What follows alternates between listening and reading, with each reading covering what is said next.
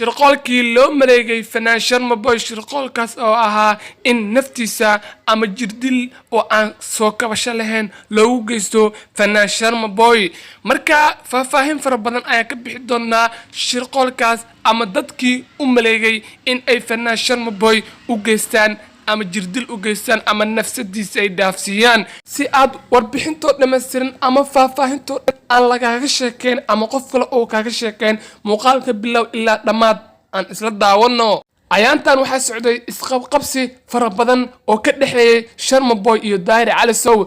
isqabqabsigaas oo ahaa isqabqabsi oo aad iyo aad u xil dheeraaday ama gaaray meel aad iyo aad xun waxaana ka dambeeyay faraha badan ay labaduba ay isku qabsadeen ee ahaa in ay dhanka YouTube-ka ama iskugu imaadeen dhan YouTube iyo dhan faneed ay ka dhaxaysay dagaalkaas Daahir Cali Sow iyo Sharma Boy waxa arintan soo dhaxgalay ama arintan mug weyn ku yeeshay Axmed Rashid oo ku nool wadanka Kenya ama askari ah Kenyaati ah oo dhalashadiisa tahay Soomaali waxa marka arintan ama shirqoolkan loo geysan rabay ama dil toogasho ku sigtay ama in noloshiisa la dhaafsiyo ku sigtay Sharma Boy taas oo ah in oo lagu qalqaaliyay ama dad fara badan ama dadka agdhow ama dad aad iyo aad isku agdhow yihiin Sharma Boy ay ku qalqaaliyeen in uu ku qabsado show wadanka Kenya ee caasimadda Nairobi arintaas oo ah arin ay noloshiisa dhibaato fara badan kala kulmi karo sigoo og ama dadka ka agdhow ama dadka taageero og in hadii uu maanta Sharma Boy ku qabsado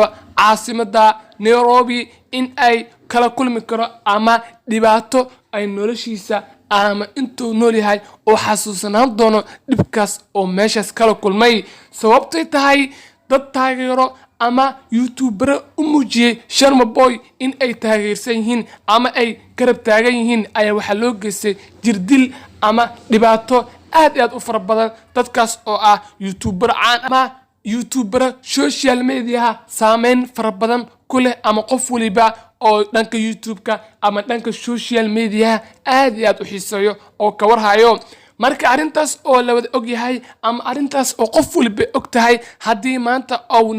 maxay kula tahay just adiga daawanayo ama adiga codkayga dhageysanayo hadii oo maanta Sharma Boy tago Nairobi oo ku qabsado show ma ku soo laaban karaa isiga oo caafimaad qabo ilama ahan aniga ahantayda taas oo ah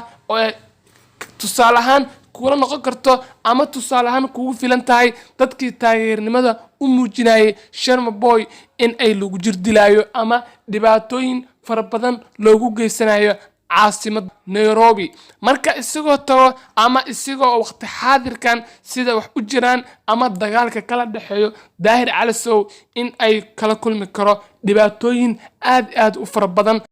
fanaaniin fara badan oo ku nool wadanka Kenya dhijisteen ama dhanka boorka ku soo dhajiyeen inuu fanaan Sharma Boy kamid yahay in ay dadka ka qaybgali doono showgii waqtigaas ama waqtiga ay qaban doonaan ama dhanka boorka ay ka soo dhajiyeen in uu fanaan Sharma Boy kamid yahay showgaas lagu qaban doono wadanka Kenya wuxuuna isaga dhankiisa Instagram-ka fanaan Sharma Boy ku soo dhajiyay ama ahaan qoraal ahaan ku soo qaray in uu kamid ahayn dadkii markaas showgaas ka qaybgali doono ama fanaaniinta kamid ahayn showgaas ka qaybgala taasna waxa la mid ah ama aan dhihi karnaa waa shirqool loo dejiyay fanaan Sharma Boy oo ah in ay noloshiisa ama dhibaatadaas lagu jirdilo ama noloshiisa lagu kafaala qaadi waayo wadanka Nairobi sababtay tahay fanaan Sharma Boy oo dumaata Nairobi yimaado in oo dhibaato kala kulmi karo dhanka Axmed Rashid ama dad fara badan oo soo adeegsan karo Daahir Cali Sow